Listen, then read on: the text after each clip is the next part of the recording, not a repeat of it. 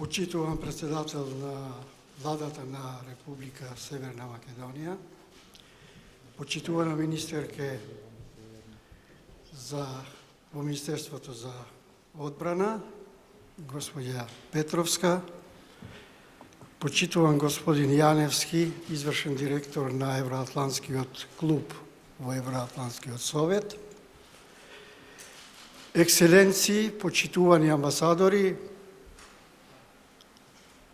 добро ни дојдовте и чест ми е во името на председателството на Евроатлантскиот совет да ви посакувам добре дојда воедно заеднички да го одбележиме денот на НАТО. Денот кога во 1949 година се формира НАТО. Бидејќи го одбележуваме денот, само сакам да ве подсетувам затоа што се поставува прашањето почесто зошто се формираше НАТО.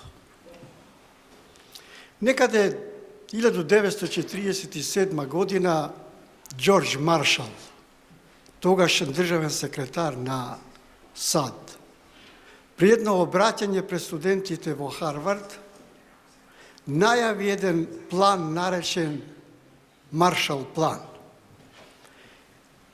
Некаде како помош финансиски за Европа, која после Втората светска војна беше истоштена, руинирана, девастирана. И таа сума беше тогаш 13 милиарди, чудно малку е символиката, пак администрацијата на Бајден 13 милиарди, значи додели за оваа криза која се случува, односно војна во Украина. После тоа, председателот на САД, Хари Труман, го реализира, односно го одобрува таа финансиска помош и предвидени се тогаш, односно опфатени се 17 земји од Европа. Да ви кажам еден момент, дури понудена е од таа сумата за тогашен Советски сојуз, односно Сталин во тоа време, меѓутоа тие тогаш тоа го одбиле. Така што во тие години, паралелно со реализацијата на тој Маршалов план, во исто време во Европа се појавува, односно задира на еден начин комунистичката идеологија, која беше закана за демократскиот либерализам, дури и закана за безбедноста на Европа. Токму тоа е и причината што 49-та се донесува одлука да се формира НАТО. Една одбранбена воено-политичка организација која служеше и ден денес служи за безбедноста и одбрана на земјите членки на НАТО, односно гарант за нивната безбедност. Понатаму се случуваат историски настани каде што 90-тите години веќе го нема, односно го снема Варшавскиот договор. Меѓутоа, не би сакал да ве замарам, затоа што предпоставувам и знам дека вие овие сознанија ги имате и правам една паралела со денешно време. Последниве години сведоци сме дека Путиновата Русија се обидуваше и Бога ми имаше успеси во некои земји да поддржува лидери, дали се десни, крајни десни, екстремни леви и така натаму, за да дестабилизира одредени земји во Европската Унија, дури и во нашата земја, односно во балканските земји. Се поставува прашањето зошто вака реагира Путиновата Русија, посебно кога веќе имаме проширување на НАТО. Историјата ни покажува дека немаме ни еден случај 73 години да имаме клеш, односно да имаме војна помеѓу земјите на НАТО. Немаме ни еден пример, значи, НАТО да напаѓа соседни земји. Освен два случаја, каде што се работеше за ситуација која беше квалификувана како хуманитарна криза во Косово и во Босна геноцид. Малку е интересно зошто толку параноично се плаши Путиновата Русија од НАТО. Јас мислам, а и другите тоа го кажуваат, се плаши од демократскиот либерализам. Не се плаши од ништо друго.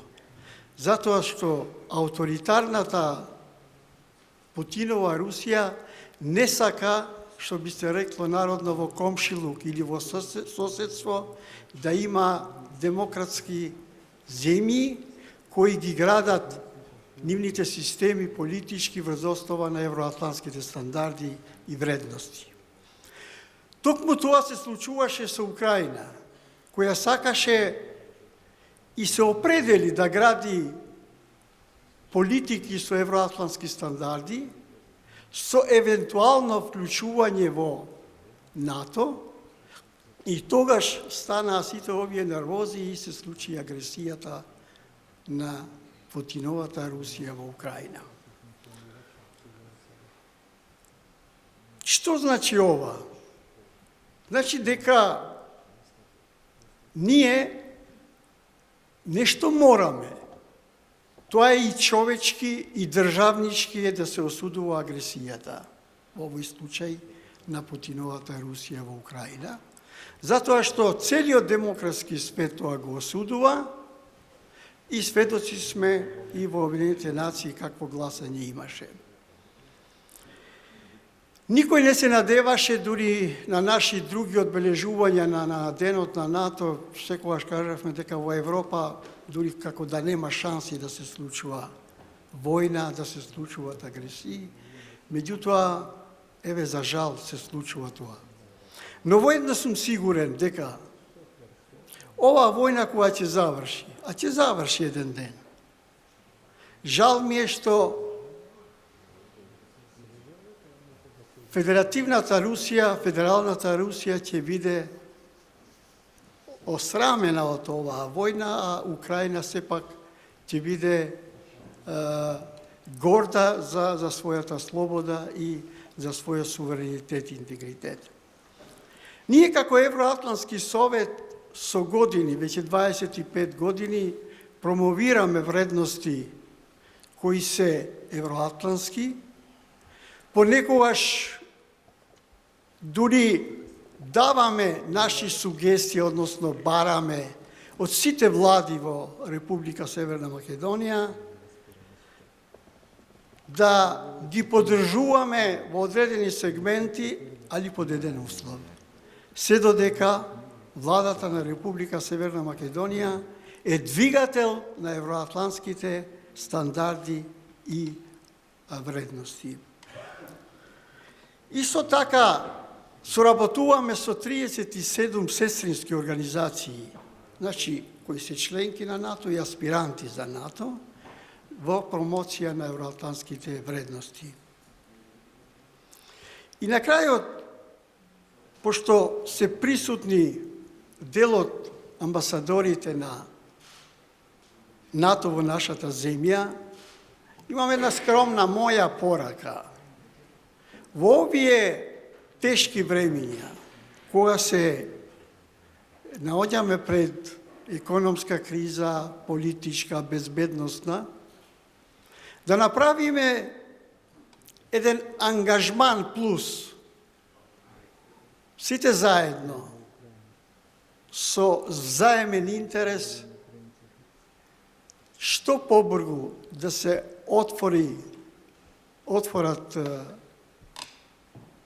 овие разговорите, односно преговорите со Европската Унија и што подинамично да стапиме како членка на Европска Унија, за да ја заокружиме и втората стратешка цел како држава.